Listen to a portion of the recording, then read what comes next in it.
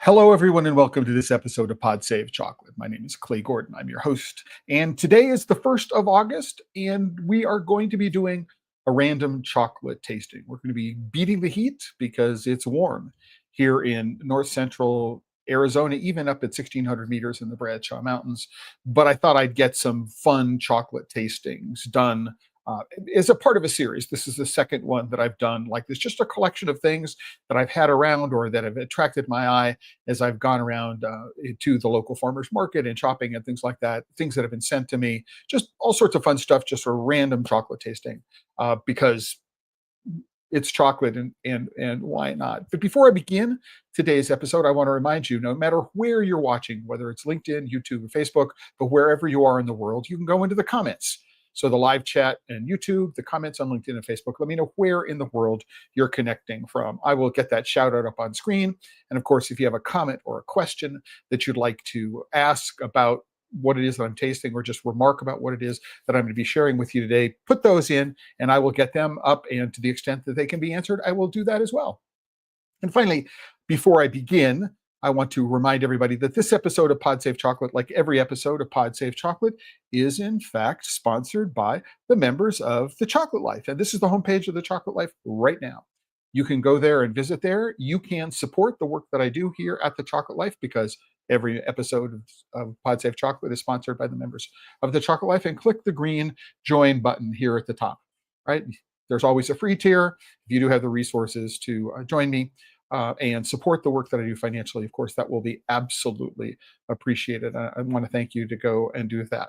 While you're there, you don't have to be a member to do this. You can click on this brown button here on the top, and it says leave a suggestion for a topic to be covered in a post on The Chocolate Life, or if you'd like to suggest an idea for an episode of Pod Save Chocolate. You click on this button here, the brown button, where you can see my cursor wagging along, and it will send an email to me, and I will go and consider that. So please do that. And of course, one of the benefits of being a member of The Chocolate Life is every post, there is comment and discussion at the bottom. And so here is the post for today's episode. I put together a post for every episode of Pod Save Chocolate. And right now, it's the run of show. It's going to be what it is that I'm talking about. And what I get done at the end of the show here today, I'm going to be throwing in comments and links and other things like that. So you'll get product pictures, ingredient lists, links to go buy, and stuff like that as a part of for things that we can go buy. And so let's just jump in. I'm not going to be linking to websites or anything like that. I'm just going to be talking about stuff. You'll be able to follow along after the show. If anything interests you, the links will be in this post after the show. I'm going to start off with my local farmer market and two options that I picked up at my local farmers market on this past Tuesday, or this past Saturday. So today's Friday, past Saturday. And the first thing is not really chocolate. It's not chocolate. It's not just that it's not really chocolate. It's not chocolate at all. But it is where, one of those situations where a random meeting is someplace where you can learn. So in 2022, October of 22, I went for my first time to Portugal, to Porto and to Lisbon. And while I was there, I was introduced to pastéis de nata. And I don't know that I'm pronouncing it properly because I tend to pronounce with Brazilian Portuguese pronunciation as opposed to mainland Portugal Portuguese pronunciations. But pastéis de nata, which literally translates as custard tart. right? And I'm a huge fan. I love a good pasta tunata, and I tried them. If they were on the menu at the hotel, I had them. If I ran across them at the street in Porto, if I had them. If I ran across them at the street in Lisbon, I had them. And so when I ran across them at the farmers market here in Prescott over the weekend, I said, "Ooh, I got to try that." And I asked them, "Do you have pasta tunata?" And he said, "No, but we have something very, very much like that." And I'm going, "What's this all about?" And he said, "Well, my family, the owner, the proprietor of the stand said, my family is from the Azores, and they make something called quijadas do leite." And I hope I'm pronouncing that. But it literally means milk cheesecake. So it's very much like a pesce sonata, but it's not the same thing. And it is rooted in the milk, which comes from a special breed of cows that is in the Azores, and which reminded me that when I was in Porto for the festival Chocolate Portugal, when I was there in 2022 October, that I ran into a company called Feitoria do Cacau, and they made a milk chocolate bar using this milk from Azorean cows. And so this was just a fun little incident where I was able to connect, oh, this chocolate maker that I had met with my knowledge that there is a special kind of milk from Azorean cows, and I was able to connect it to somebody whose family was from the Azores and is making these little custard tarts. So these are actually milk cheesecake tarts. I've cut it in half. And one of the differences about this is that this is using a more classical pastry dough, whereas a traditional pasta tunata uses something that looks more like multi-layer filo or might be sort of a puff pastry dough. So it's texturally quite different. And this one is scented with lemon, which is, I don't think I ever had a pasta tunata which was flavored at all. But I'm gonna start off first.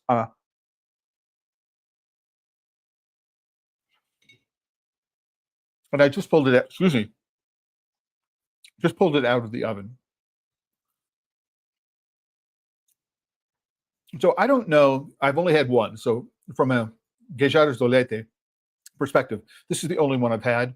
And so I don't know how to compare the texture of this compared with the texture of other Guejadas Dolete.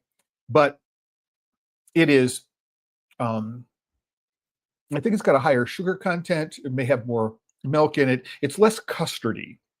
So when I think of a custard, I'm thinking of something like a flan or something like that. And this has got more bite, more chew in it. Now, it could be that it's a week old.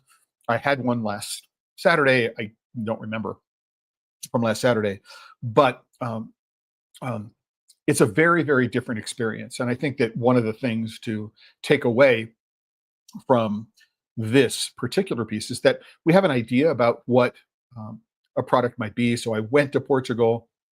I had all these pasta nata, and I had built up into my mind what it was. And it really didn't occur to me that in addition to Brazilian Portuguese and Portugal Portuguese, there is a dialect of Portuguese which is unique to the Azores.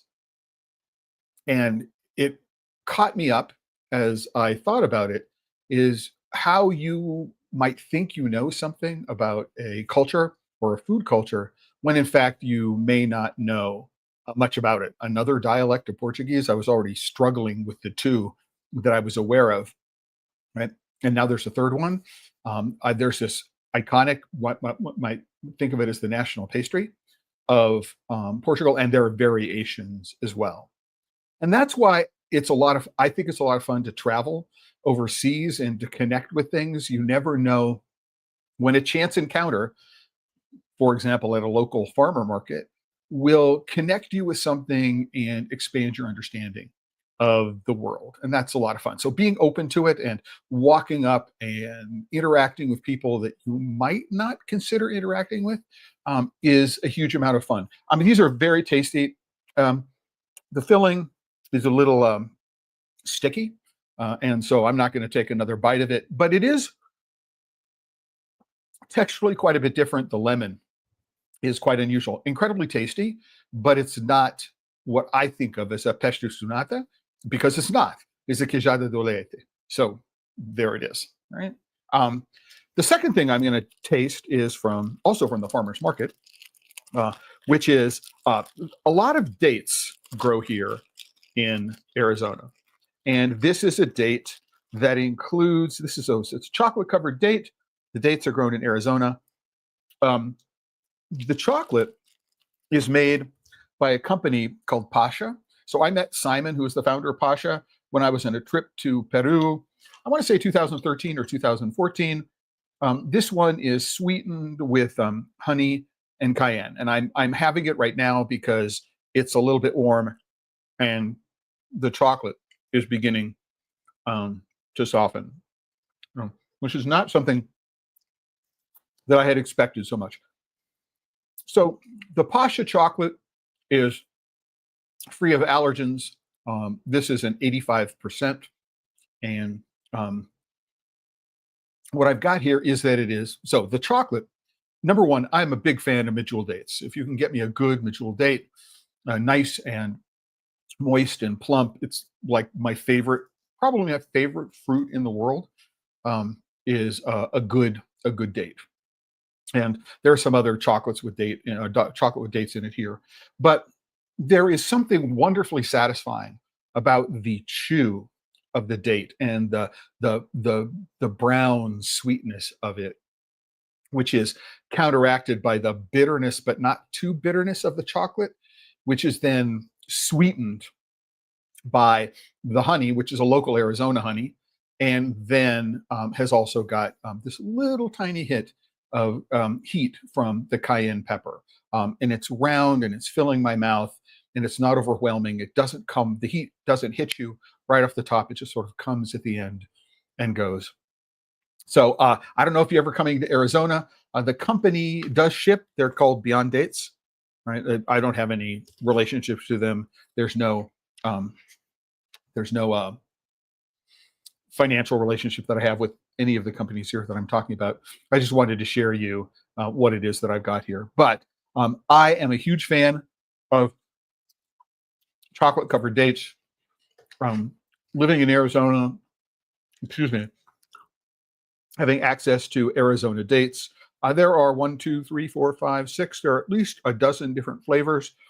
In addition to the honey cayenne, hazelnuts, coconut, mint, rose, honey, pistachio. Interestingly enough, there's local pine nuts, and I don't see a pine nut version here. Would be another great Arizona product to be able to put onto these. I may take a picture of my plate at the end of this to show you what it is that I'm doing here. And the knife here is a very special knife. So this is an Opinel knife. It's one of my favorite styles of knives. It's sort of known. I mean, it's very, very French, and it would be the kind of thing, you'd take on a picnic and you'd cut your cheese and your sausage and your bread with. But this particular one was a gift from the people at Maru in Vietnam. It's engraved. It's engraved for me personally on the blade. Just a really lovely gift that I got from the guys at Maru and at the Salon de Chocolat in Paris, I think in 2017 or 2018, as I recalled. And so that's what I'm using. But I'm going to have a picture of my plate when I get done here to give you an idea of what's doing. The third thing I'm going to talk about is another thing that it is melting. So this is a product that you can get in the refrigerated section. It's a company called Nellie's. And the reason why I'm here is the reason why it occurred to me is that we don't often look in the refrigerated case of the supermarket for chocolate bars, but that's what we are. So this is a candy bar.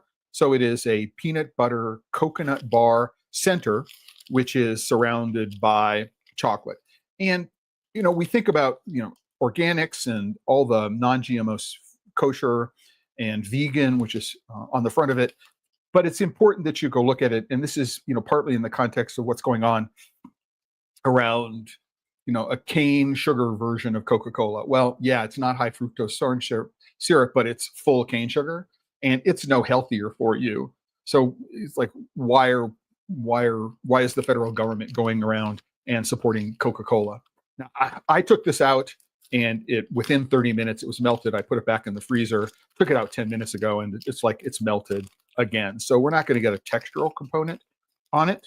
And it is quite firm coming out of the refrigerated case. So, but you have to be careful. This is meltier than a normal chocolate bar. It's warm here, but it's not that warm.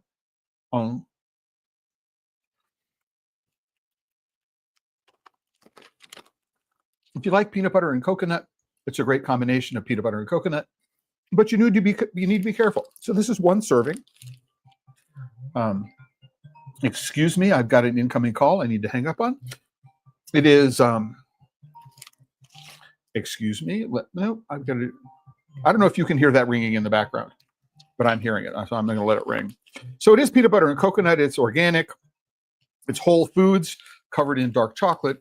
But if you take a look at it, the bar weighs 45 grams. And if you take a look at it, it's 260 calories. So it's more than 10% of most people's daily calorie. It's a third of your, excuse me, I don't know why things are jumping up.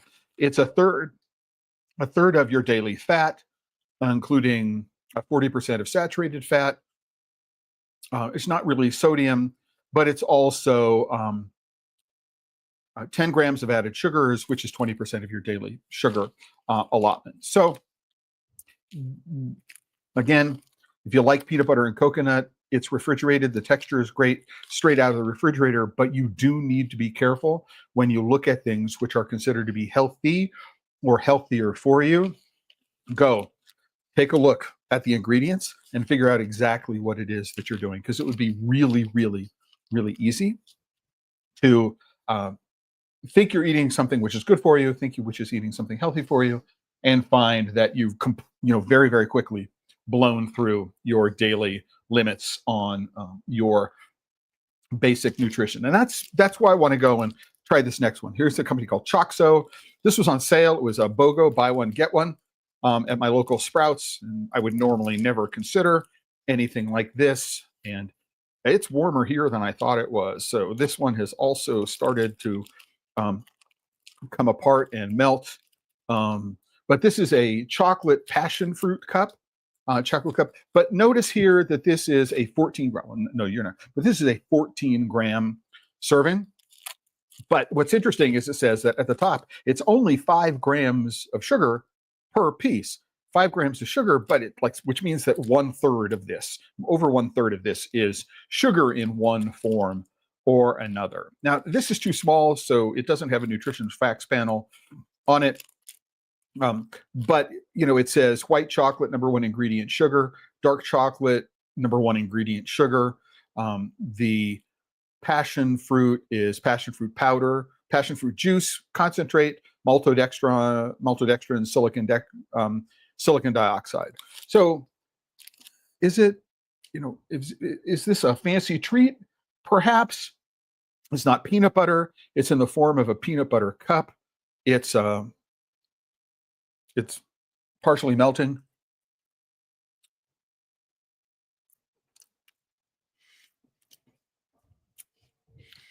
So what I just did is I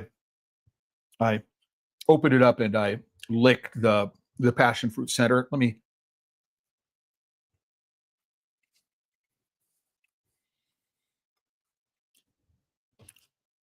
get the chocolate on it. So if you're a huge passion fruit fan, the passion fruit here is quite muted. It doesn't come through, but it does come across, even though it says only 5 grams of sugar. There's sugar in the dark chocolate on the outside. There's sugar in the white chocolate, which is used for the center. This comes across as more sweet than anything else. It comes across as more sweet than it is chocolate, more sweet than it is passion fruit. If you want to introduce the idea of passion fruit to somebody, this might be a good way for somebody who said, I've never had it before, how to go do it. But at $1.25 per 14 grams, so it's $2.50 per ounce times 16. So what is that? 32 plus 8. So it's $40 a pound. This is not an inexpensive product when you think about it. And it's a lot of packaging, which is plastic neutral, but I don't know if it's compostable. So I don't know what that means. So consider it when you go through. You're in what you think of as a health food store. I think of Sprouts is a little upscale. It's not Whole Foods, but it's better than different from my local Fry's or Safeway or certainly Walmart. And you think about the representations that are being made. So go think about them. What is it you're doing, and how does this contribute? If what you're looking for is a snack that you can enjoy, and 14 grams is about portion control, this represents one thing. That's great, right? If you're looking for a real punch of passion fruit, it's not here. And if you're looking for something which is more chocolatey, this is more sweet than anything else. And by the way, I purchased all of these over the course of the last week, or they were gifts for me over the last week. And so this is the first time I'm tasting any of them for this episode. Now I'm going to go to something else, which I also found in the refrigerated section. It's holding up better than most of the other things here, maybe in part because of the format. It's a little thicker and heftier, but it is beginning to wilt. And this is from a company called Honey Mamas. So Honey Mamas is known for producing not necessarily chocolate bars, but chocolate bars with cocoa or bars with chocolate in them. Again, in the refrigerated section, and they're sweetened with honey. And anybody who's worked with honey and chocolate know that it's a real challenge to temper. And so they don't even try to do it. They deliver something with the consistency, of fudge. And so the ingredients here are organic raw honey, organic coconut oil, organic alkalized cocoa powder, lion's mane extract, vanilla, and sea salt. Now, I've met the founders of the company quite some time ago. And again, while we might look at what the bar is and the claims at the bar, so there are 3 servings in this bar. There are 130 calories per serving. And so one serving is 40% of your daily value for saturated fat, 14% of the total fat, and 14% in terms of added sugars. So this is not, as most chocolate products are not, this is not a low calorie product. It may contain things in it that you might consider are enhancements. So for example, this contains lion's mane, which is designed to promote focus. I don't actually know how much lion's mane you need to consume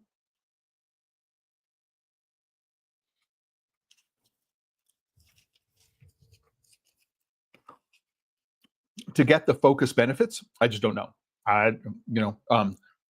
And it's going to be differ. Every person, their body chemistry is going to be different, so they will have a different requirement. But I have always been impressed from the first time I tried these products about the balance of flavor. This is a limited edition, apparently, it says on the top, but the balance of flavors, the delicacy of it. There is salt; it's not over salted. It's really, really quite well done. It does say keep refrigerated. Again, there's no indication of how much lion's mane is in here and how much lion's mane is in a serving. Again, how much lion's mane is going to deliver what kind of benefit in the body. And we can't tell because we don't know how much lion's mane there is. We just know that there's some lion's mane in the bar. So it might be worthwhile, doing a little bit more looking into it. But these are tasty products, even slightly warm. I mean, the texture is nice.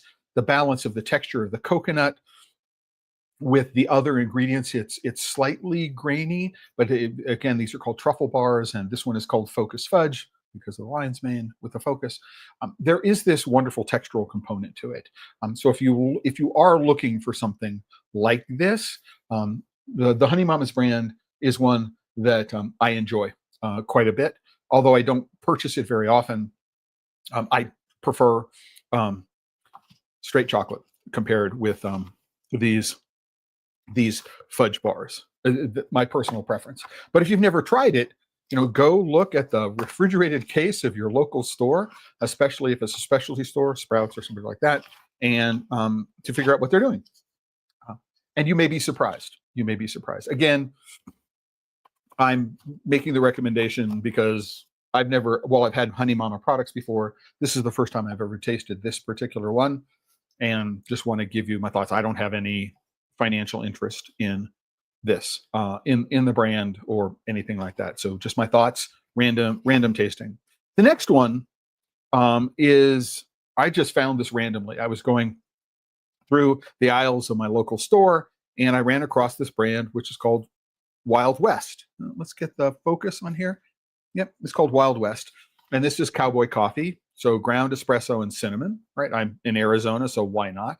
And one thing that maybe you can notice is there are a lot of certification labels here. So it's regenerative, organic, bronze certified, organically certified, right? Vegan certified, gluten-free, non-GMO verified, fair trade. Lots and lots of certifications contributing to its price point.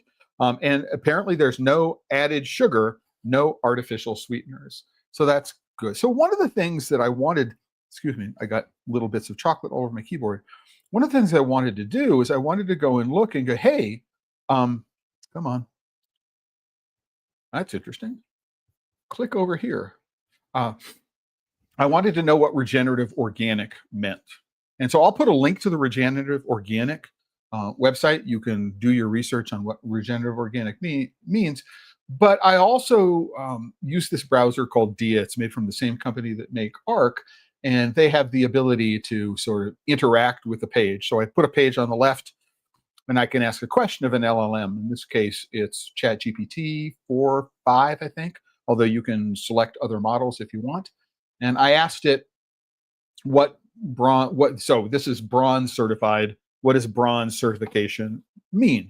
Now, this is one of the great things about the internet. I want to know, hey, what is bronze, the differences? So I found out what the differences are. Basically, baseline, all applicants must be certified organic, right? That requires that they meet foundational criteria in soil health and land management, animal welfare, and farmer and worker fairness. There is a silver and there is a gold. Right? So we know that the people at Wild West, it is distributed by Wild West Chocolates of Missoula, Montana. Well, we have no idea who made this. We have no idea where it's made. We just know the distribution, who is the company it's made for, this company called Wild West Chocolate. I could go look them up and see what's going on. But what's really interesting, if you want, is the ingredient list. So it says organic dark chocolate.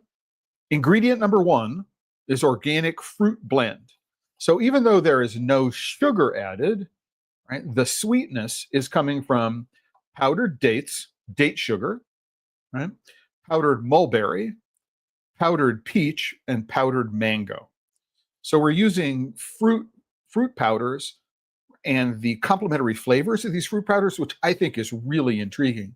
The idea that we're using a blend of powdered fruits. Again, there may be no added cane sugar. There may be added sugar in terms of the definitions, but all of these fruit powders are in fact quite sweet. And if we go take a look at it, there are in fact, per servings, there are 4 grams of total sugars. It says there are no added sugars, and that added sugars is under the strict definition, right? It would be interesting to know exactly what that means in terms of the carbohydrates associated with sugar. It says there are 8 grams of carbs per serving, which is a third of a bar. This is roughly a 65-gram bar to do that. So 400 calories for the bar. So, but I wanted to try it. It's cowboy coffee and cinnamon, and it is sweetened with all of these fruit sugars. And this is the first time I have had a bar which is, other than sweetened by cacao pulp, which is a fruit sugar, has been sweetened by a blend of fruit sugars. And this is what caught my eye about this brand. I thought it was pretty interesting.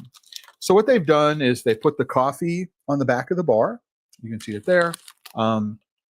It is a sort of rustic, Wild West, right? Mold. with what looks like a brand from a cattle company. The despite it being almost 85 degrees, so 29 C here. So despite it being relatively warm, and I got a fan blowing on me, the snap is relatively crisp.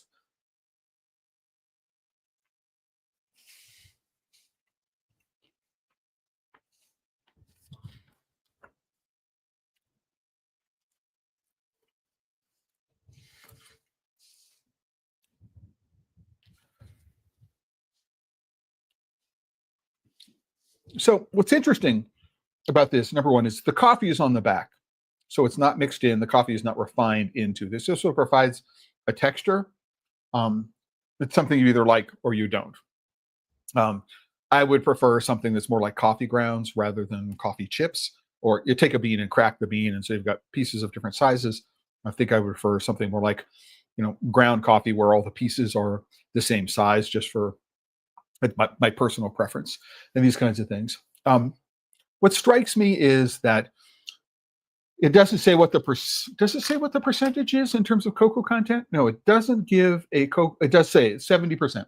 So it's a 70% cocoa content. Why 70%? Because that's the percentage at which people think cocoa chocolate is healthy for you. Anything below 70% can't be healthy for you. 70% and above is healthy for you.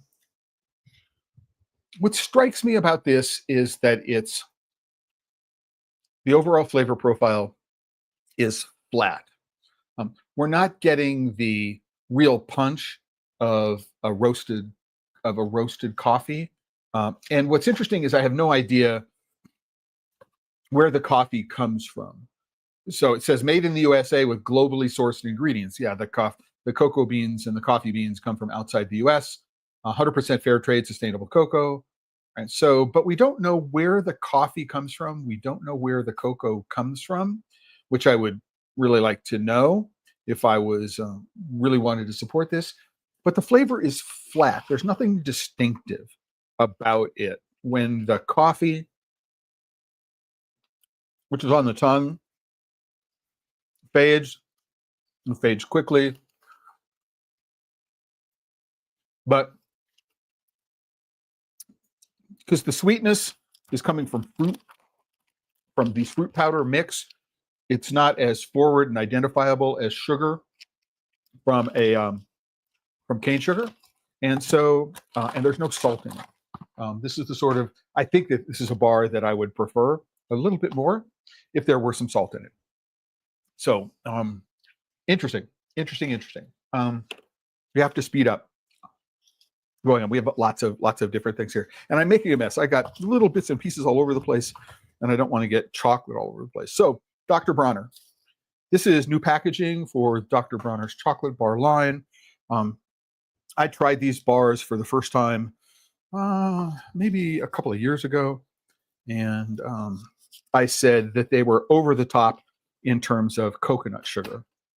They are sweetened with coconut sugar. So the ingredients here are fair trade organic coconut sugar. Number one, this is do they actually list cocoa content on this? No, it's just an oat milk chocolate, creamy mocha latte, oat milk chocolate. There's no oat milk, there's just oat flour in this.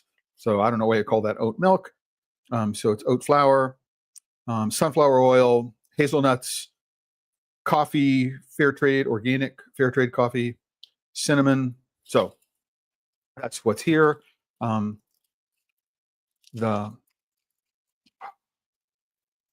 It's wrapped in very thin foil, so it's hard to get open. Right? It's got the Dr. Bronner "We Are One," "We Are All One" on it.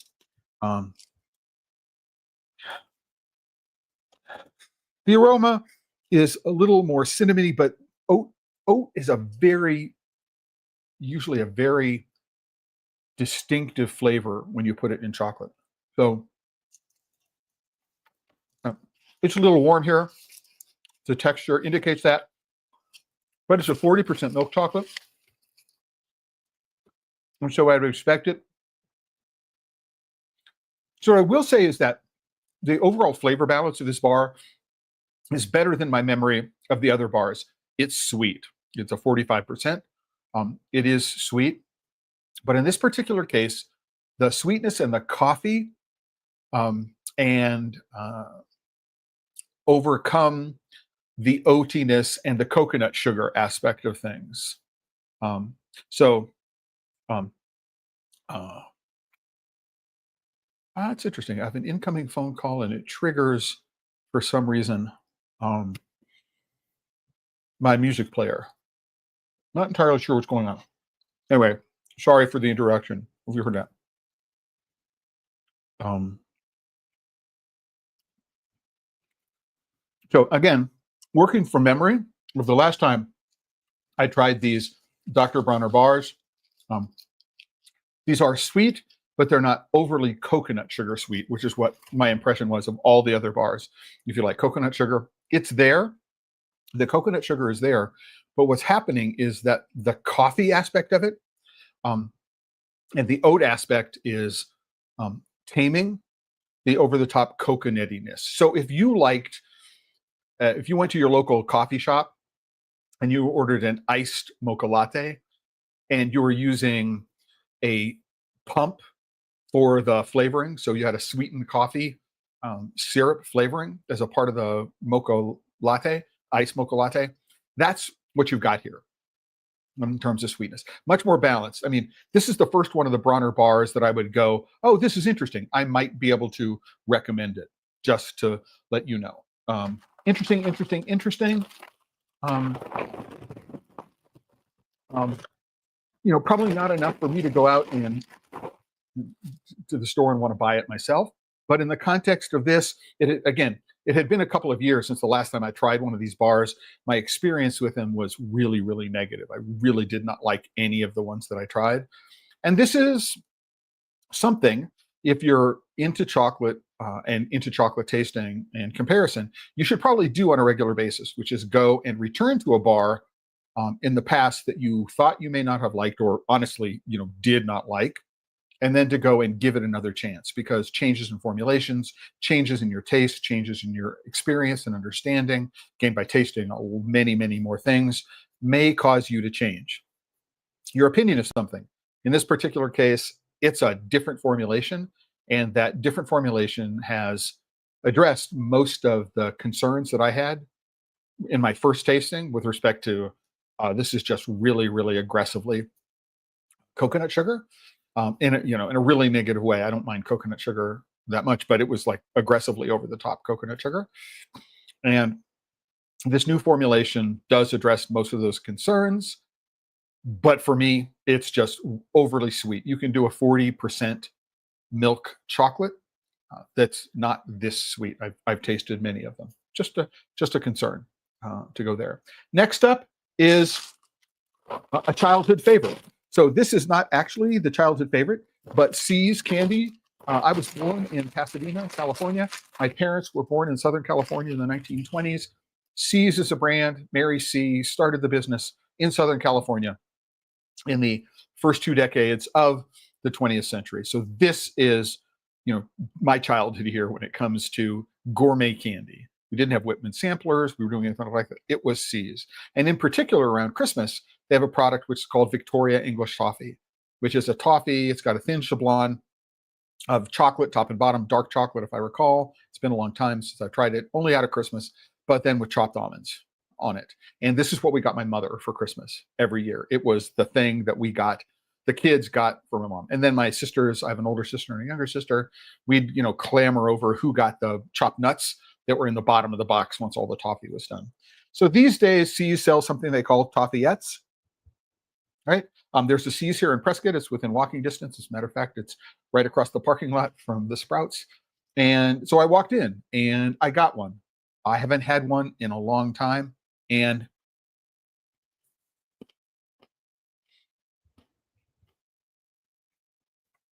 it's crispy. It's crunchy. Um,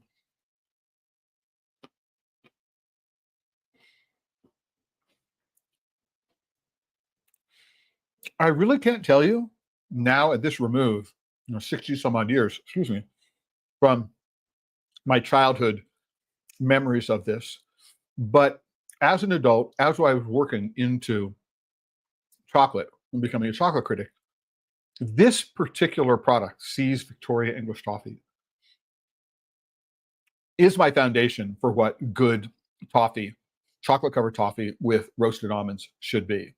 Now, I I was told by the person who was working in the store that this is not exactly the same recipe, and certainly the presentation is quite different.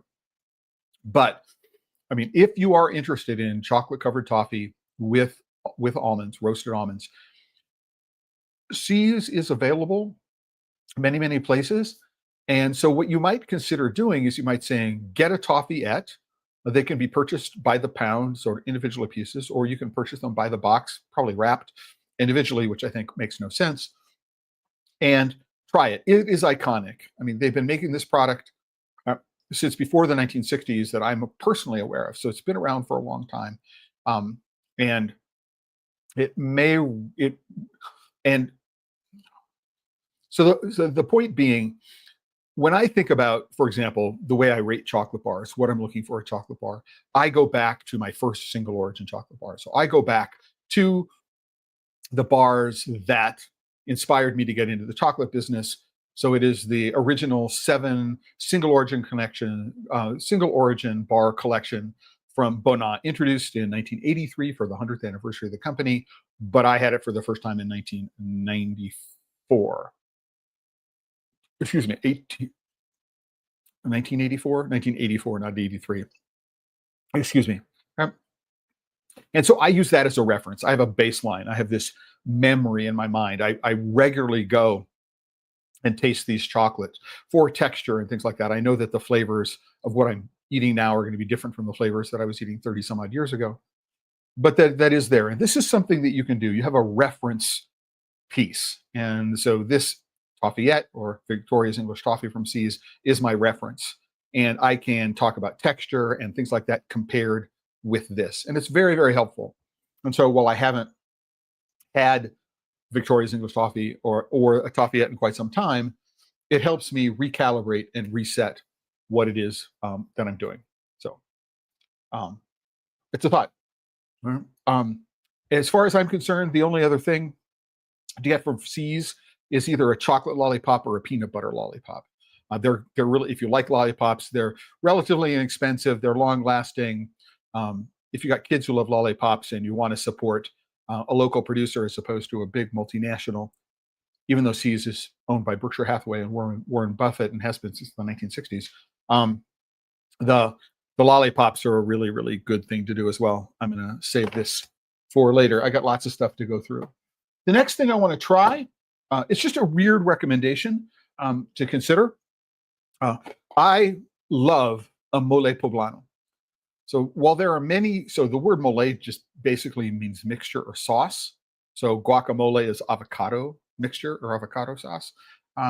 There are the traditional Oaxacan moles, so mole negro, mole verde, mole rojo, mole amarillo, mole coloradito. There are 7 of them.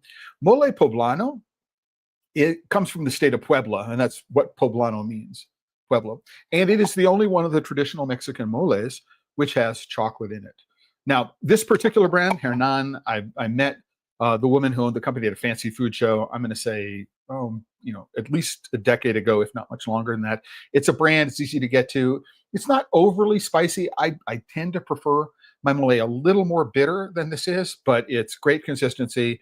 The ingredients list is really lovely and clean. So you can go and get mole pastes right in the local market, but often there's lots of stuff in there which is really not stuff that you might want to consume in terms of preservatives and things like that. And one of the things I love about the Hernan Mole Poblano is that it does have a very clean ingredients label. It is hecho en Mexico, so it is made in Mexico, family recipe, and it is poblano.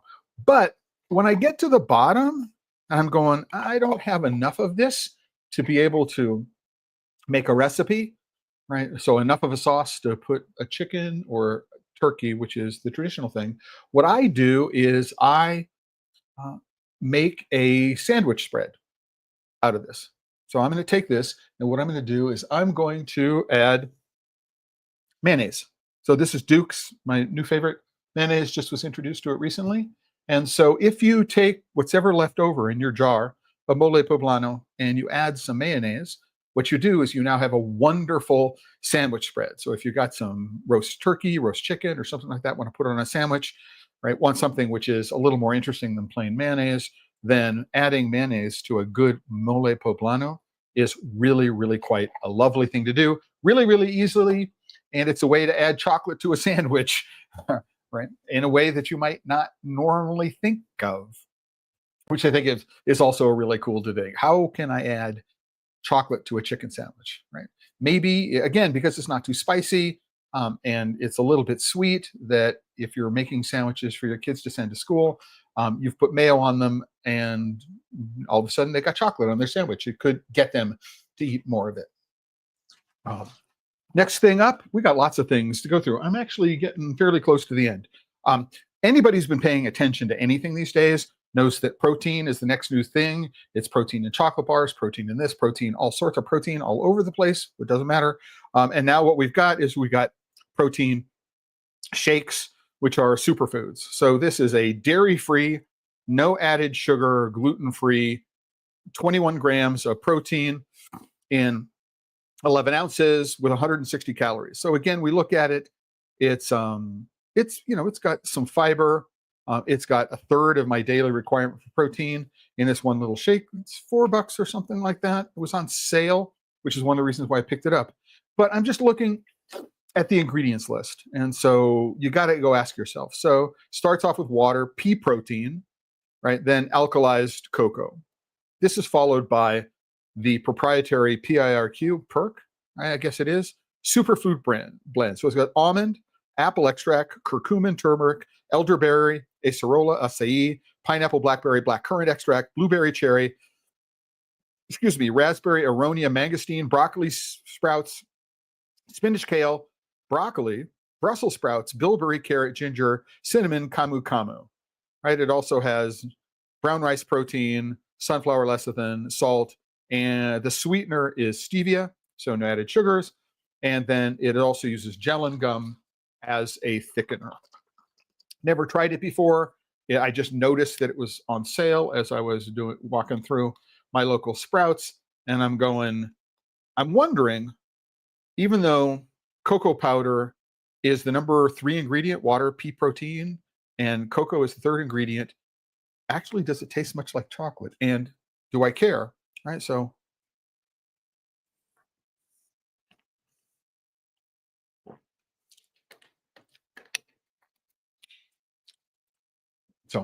it's cocoa adjacent. I mean, there is some chocolate in this. There's some weird astringency in the bottom of my mouth. It's drying out the bottom of my mouth. But the primary flavor here is pea flour, pea protein, on the brown rice protein. I'm not getting the individual bits of spinach, kale, broccoli, that kind of stuff. The fruit is not jumping out at all. There's no fruitiness. I don't know what it does. There's a little bit of cinnamon in it, and that cinnamon is coming through, but there's so much stuff here. It's not cocoa powder. So if I personally don't need to turn everything. The more there's cinnamon up in the nose, in the long finish, not necessarily in a pleasant kind of way. I'm not sure. I don't know about you. I don't necessarily want to turn all of my chocolate things into vitamin delivery vehicles or to turn them into health food things. One of the reasons why I love the idea of going back and revisiting the C's, Toffeettes, and the coffee is I want to put something in my mouth and I want it to put a smile on my face. You may not notice the smile on my face because I was thinking about it, right? And trying to analyze the sensation. But there's a direct connection to this thing to my childhood. And so I'm going to put something in my mouth. It's going to transport me someplace. That's what I'm looking for. If it puts a smile on my face, it will reduce my blood pressure. It will make me happy. All of these things are good. I don't necessarily need for the chocolate to have all these ingredients that are going to make it better. Just plain chocolate milk all by itself is an excellent sports recovery beverage. I don't necessarily need to put protein and all of these other things into my chocolate or into my chocolate beverage. I just want to Is it? It's a textural thing.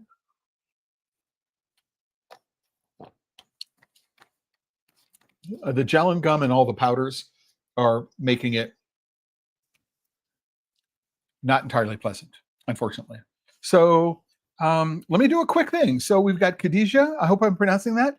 Balagoon. Khadija, where in the world are you connecting from? I don't know where you are. So if you could let me know, I'll get that up on screen. Well, thank you very much. You also say that you're a big fan. So thank you very, very much for that. I appreciate your connection today. I don't know where you are. And so it would be interested in knowing that um, what your thoughts are about unusual chocolates. And also we have Jin Kim, who's connecting from Southern California. Bona is your reference point because of that Dallas article series about Noka. That's how you found out about them. So I know Scott, and I first ran into Dallas Food Org and the work that Scott had done as a result of the Noka article. And for people who are not familiar with that, there was a company in Dallas, Texas called Noka that was proclaiming to make their own chocolate from their own cocoa beans. And what they were doing is they were literally just remelting Bona. And they didn't tell Bona about it, and they weren't telling somebody else about it. And then Scott at Dallas Food Org said, but wait, every single one of their origins and all their percentages directly connect to the origins of Bona. And so, and eventually they were outed, and the company very, very quickly went out of business and weren't at all apologetic about what they were doing. When we think about, quote unquote scandals in the chocolate industry, we think the Mass Brothers comes to mind. But before the Mass Brothers, there was this Noka thing. And you have to be very careful. If you're trying to pull the wool over somebody's eyes in this day and age, the internet is just too powerful. People will eventually find out what you're doing. But yes, Jin, I never tried the Noka chocolate, but I tried all the Noka chocolates because I tried all the Bona chocolates. And yes, I have tried some of the Jean Sulpice bars, not all of them. I was very fortunate to be in Voiron, which is the birthplace of the Bona family. They've been there since the 1750s. And I've been to the original factory and bakery. I've seen the oven that was installed in the 1750s. And I was there just as lockdowns were being. So I'm end of March into early April of 2020. It was one of the last places I visited before all travel was stopped. And they had so I got pre-production versions. So before Sulpice had, in fact, given the okay on the final formulations. And so, yes, I have tried many of the Jean Sulpice bars. I haven't had them recently. But for what I know, I had a chance to speak with Stéphane Bonnat last week. We were talking about something, and he was talking about just how successful the collaboration is between Bonnat and Jean Sulpice. For people who don't know him, he's a Michelin-starred chef. He has a restaurant and a bakery chocolate shop next to that restaurant. Michelin star en Annecy, Lake Annecy, I believe is where it is. And they're good friends, as you might imagine, at that level of the chocolate industry. I got 3 things left. Let's get to this one. I mentioned, excuse me, let me take a break. I had mentioned that I had 3 products from Japan. And the first product from Japan is Hokkaido crispy toffee. I love toffee. And one of the things I know about Hokkaido is that Hokkaido is known for its milk. Hokkaido cream is really, really famous. There is a Japanese company called Royce that make a product called Nama, which is a pave style ganache with no coverings. It's just the ganache, and that is entirely made from Hokkaido cream. So I'm not going to go. I'm not going to go into that aspect of things, but this crispy toffee is milk and chocolate, and the number one ingredient is heavy cream, which we're going to assume is Hokkaido cream. They talk about it, and then they say beet sugar. I think this is a place where I would more like a little bit more Japanese provenance, because there's a black sugar, which is typical to Japan. And I would have liked Japanese black sugar here rather than beet sugar. Local butter, cocoa powder, nibs, sea salt, and vodka. There's vodka in this in addition to vanilla.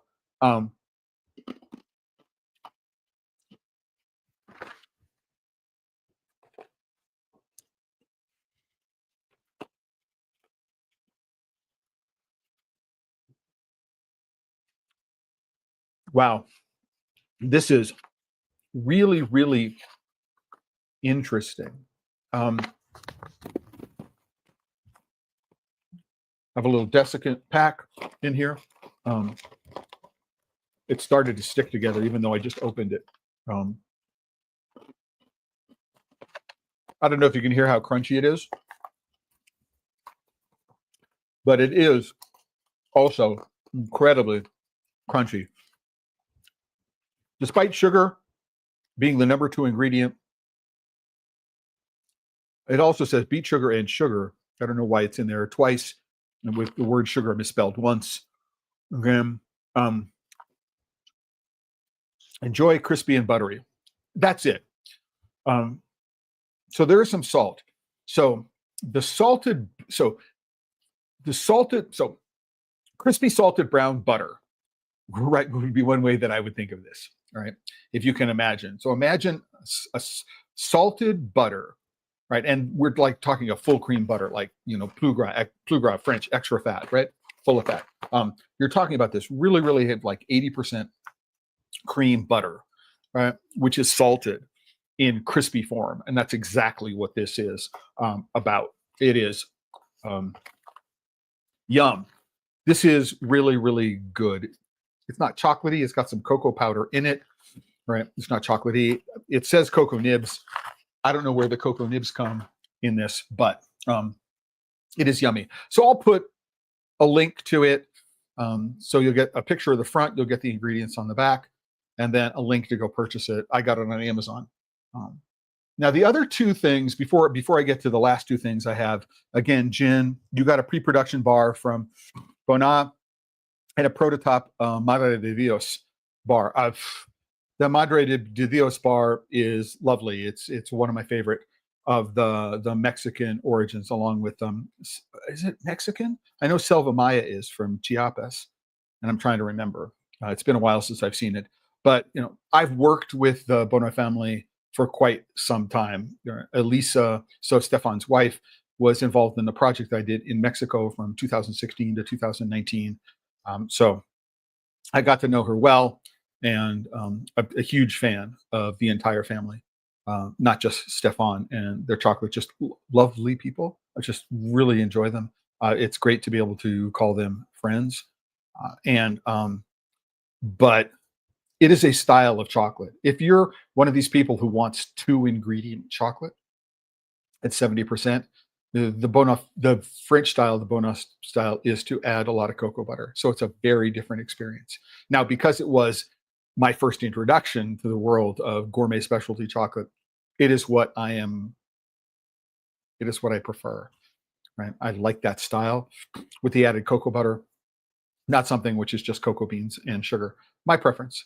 It may or may not be your preference, but just I'm a huge fan. I mean, for many, many years, their Hacienda El Rosario bar, which is another one of the Venezuelan after the Chuao and the Puerto Cabello, the Hacienda El Rosario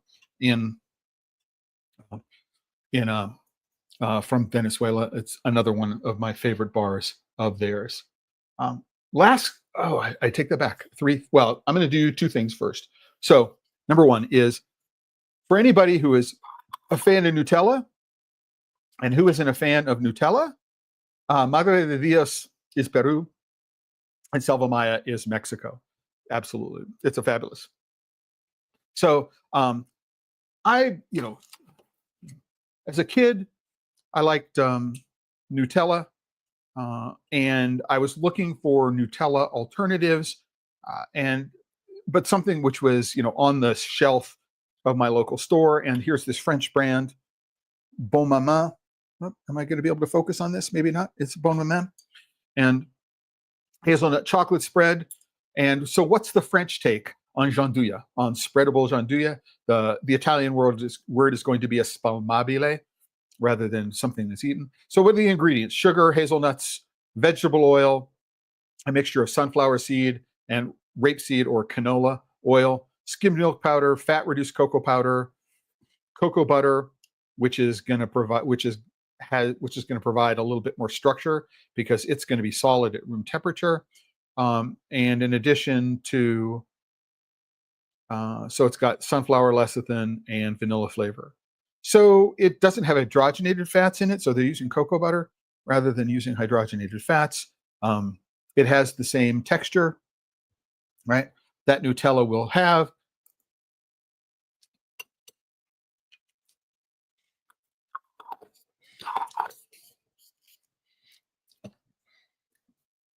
It's a little bit nuttier than Nutella is, but it is still very, very sweet. The primary, a little bit of cocoa-y, a little bit of nutty, but mainly is sugar as the flavor profile. Now, it does have a better ingredients label than Nutella. It is now, it's not necessarily that much different in terms of cost than Nutella is. So it's worth taking a look at.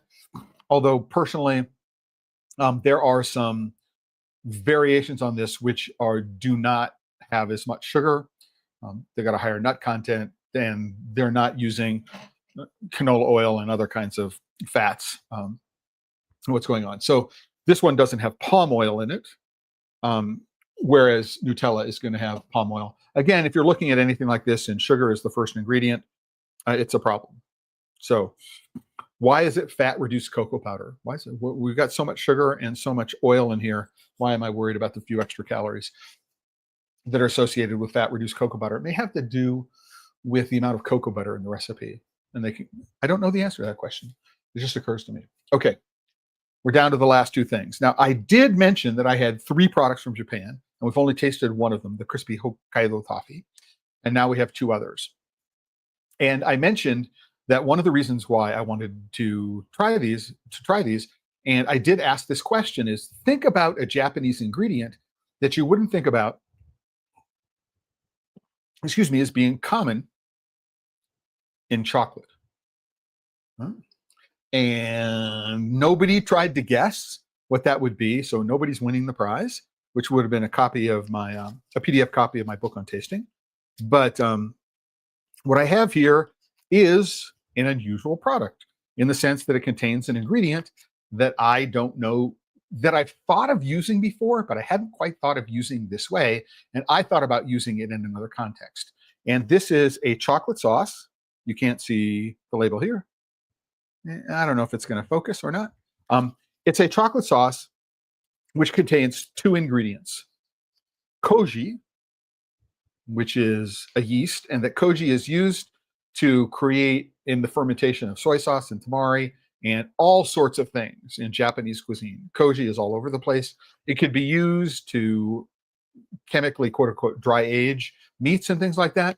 But this product, which is a chocolate sauce, right, contains just 2 ingredients: koji and cocoa powder, right? And I'm going, so no added sugar. I dropped the cap. Any sweetness which comes from this is the result of the fermentation of the cocoa powder and the koji. And by the way, if you're a chocolate maker, you can do this at home. You can buy koji in a number of different formats. So it's let me see, get it up here. So it's a nice thick consistency. It's not quite as thick as the bon mama, the chocolate hazelnut spread. Oh man, it has this wonderful fermented savory cocoa aroma.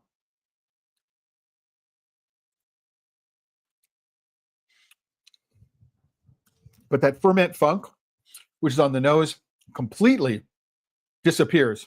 This is sweet. It needs some salt. But the texture on this, so imagine the texture is almost like a custard. It's, oh man.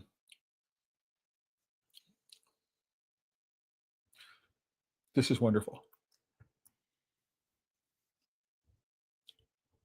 No, this is really spectacularly wonderful. It's relatively low calorie, so 76 calories per tablespoon. pretty high on carbs. There's no added sugars to it. Right? So this is just naturally occurring sugars and naturally occurring fiber. Again, not a health food, but if I want a concentrated jolt of chocolate to add to something, put it over ice cream. This might make some of the best mocha in the world. It would, and because it's a liquid, not a powder, I'm going to go try this in my coffee tomorrow morning. Yum! Really, really, really, really nice. Really, really, really nice. Koji is fermenting the cocoa powder, and in the process of fermenting, it is releasing the sugars. I would love to experiment with it. I've been thinking about purchasing koji both in powder form and in liquid form to experiment with it. And now I think I'm going to have to, because this is wonderful. The way I've been thinking about using this, if I could take raw cocoa beans raw cocoa beans, and before roasting them, and what I could do is I could ferment the cocoa beans, get the shells slightly wet, or use the liquid version of koji, and ferment the cocoa beans in the koji before I ground them up, before I roasted them. I may not even need to roast them at that point. I mean, it would. I've been thinking about how to do this, and been thinking about, they make koji, they make fermentation chambers for koji and things like that. I've been thinking about, oh my gosh, what could I go and do that? And because I've been thinking about using koji to ferment cocoa beans, raw cocoa beans, this is why when I saw it show up in my feed, that I thought it would be really cool.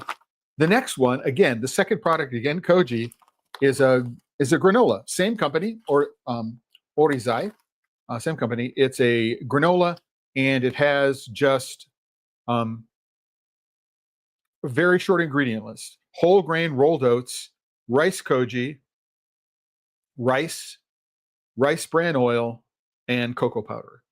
So really, really short. And it's distributed there in Shibuya in Tokyo. But it's not big clumps. It's very, very, it's like, I'll take a picture of it and include it. It's not really cocoa aromatic, but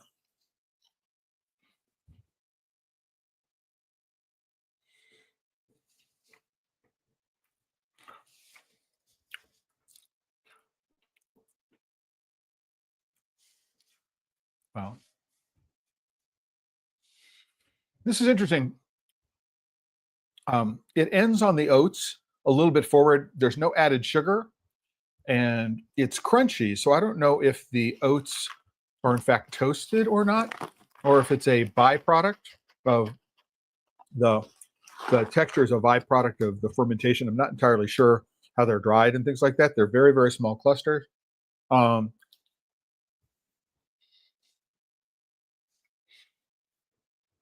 again, this is another place where it could be used. Some salt would be helpful to, because when we think of things that are fermented in koji, soy sauce, things like that, we tend to think of things that are fairly salty. But what's interesting about this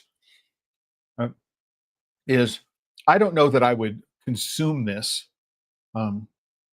like in a bowl with milk. I don't think that's the way you're done. You wouldn't consume it like you would regular granola.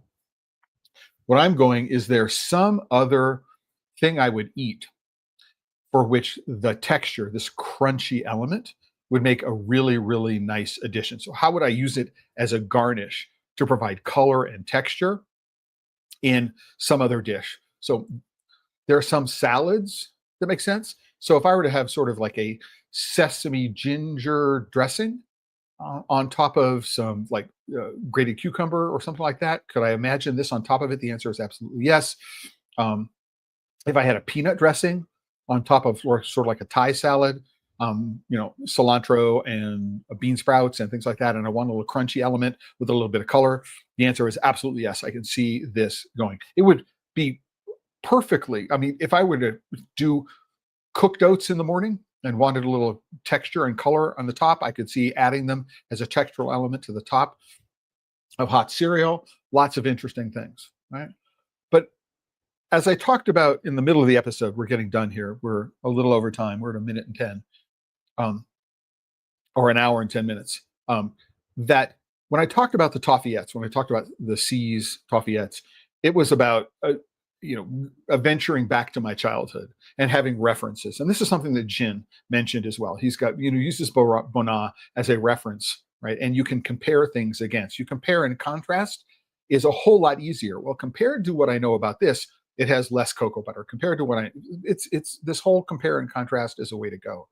But in order to do it, it helps to have references in your brain, right? You go back to over and over again, right? So the other aspect of having these references of things, is to go out and be Catholic in the original sense, which means universal, right? If you're a Catholic eater, it means you will eat everything. Now, you may say, I have no interest in insects. I have no interest in offal. There are other things you don't want to try, and I get it, right? Have I had egg sacs? The answer is yes. Do I like them? Did I enjoy them? The answer is no, right? Have I had chocolate-covered crickets and chocolate-covered ants? The answer is yes. Am I going to seek them out? The answer is no, right? Right. Have I had animal brains? The answer is yes. Am I going to seek them out? The answer is no, but I've had them, right? And so you want to be Catholic in the sense that if you've never tasted anything, if you've never had that flavor reference, you can't identify it. You have again no reference for it. And while the idea of koji, which is a yeast, right? It's a variation of aspergillus. I don't know which one it is, but it's a kind of yeast, and it is used in Japanese food fermentation for a lot of different foods that you would not bat your eye at consuming. Right? Soy sauce being one of them, tamari being another one. It may be used in shochu. I'm not sure if that's the yeast strain that's used in that fermentation, but it's used all over in Japanese cuisine. Why not koji and chocolate? It makes an enormous amount of sense, right? And it's a really, really Japanese thing to do, right? And I'm glad that they did it. I mean, a week ago, I had no idea what this is, and I'm running out of this episode, or coming out the back end of this episode, and my single favorite thing that I tasted during this entire episode is, in fact, this Orizai Japanese chocolate sauce, this little pouch. I had no idea what to expect. I mean, I could see making a glaze from this, adding this to a little bit of tamari or a little bit of soy sauce for some salt, and using it as a glaze for something, and it would crisp up. I was like, I'm going, there's so many things that can be done with this.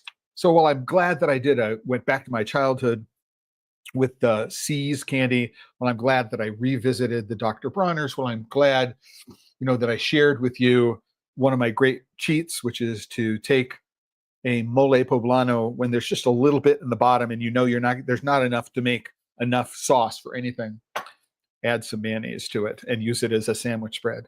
Just amazing. So while I'm glad that I did all of those things, the thing which is most revelatory to me, the things which strikes me as being the most interesting, are in fact these two Japanese products which combine koji and cocoa, right? And just amazing, amazing, amazing. And with that, I'm going to call an end to today's episode. Remind everybody that, you know what? Why am I doing this? What I want to do is I want to show you. This is the post for today's episode. When I get off air, what I'm going to do is I'm going to go in and I'm going to provide some information and some links so you can see some of the products and where to go buy them. I'll mention specifically what they all were. I'll take some photos of some things so you get an idea about what's going on and the mess that's here. And we'll get back to you. And this coming Tuesday, I'm going to be talking about the overlap between cocoa and chocolate and something called Mario Kart economics. That's this coming Tuesday on the next episode of Pod Save Chocolate. And until then, everybody, thank you for being here. Thank you for staying through the end. Like, subscribe, hit the bells, all the things that one does. Doing that, join the Chocolate Life, become a member. And until then, remember, right, as I sign out, if you're working with chocolate and you're not having fun, you just may be doing it wrong. Until the next time, everybody, Ciao.